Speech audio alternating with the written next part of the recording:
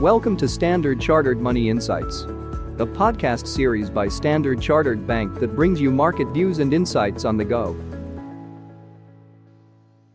Welcome to Cut to the Chase. Today is Thursday, the 23rd of May. I'm Daniel Lam, your host for the podcast. As much as I love movies, I'm also watching out for catchy movie titles as well. I remember the play on words of the movie title, The Devil's Advocate.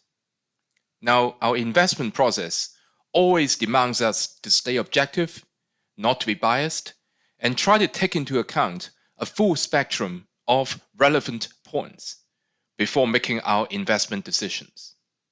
Now, the US equities have done exceptionally well for a prolonged period of time. The counter-arguments, such as expensive variation, are quite well known. What could be an emerging counter-argument to play the devil's advocate is stress on the debt front. Now, the New York Fed quarterly report on household debt and credit indicates that US household debt rose 1.1% Q-on-Q in the first quarter to $17.7 trillion. Higher mortgage, home equity loan, and auto loan balances drove the bulk of the first quarter increase, while credit card balances marginally eased after having surged in the fourth quarter of 2023. Now, the end of year holiday season typically boosts credit card balances in the fourth quarter, so we wouldn't be reading too much into the quarterly decrease in the first quarter, although they are 13% higher today than they were a year ago.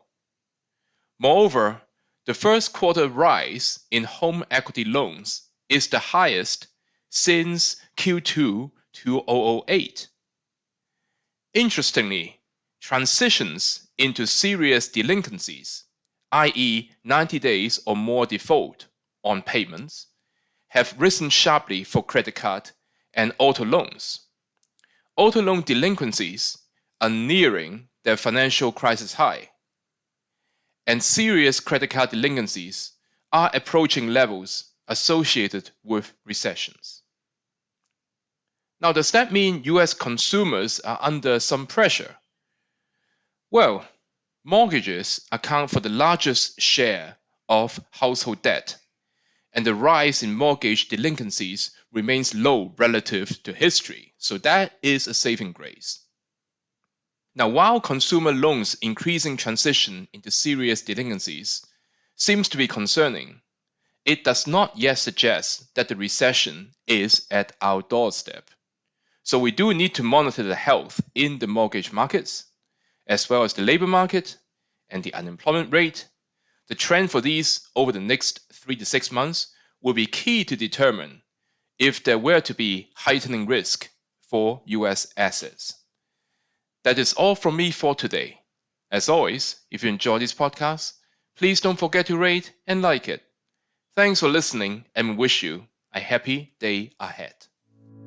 Thank you for listening to Standard Chartered Money Insights, a podcast series by Standard Chartered Bank. For more details, visit Market Views on the Go on our website or click the link in the description.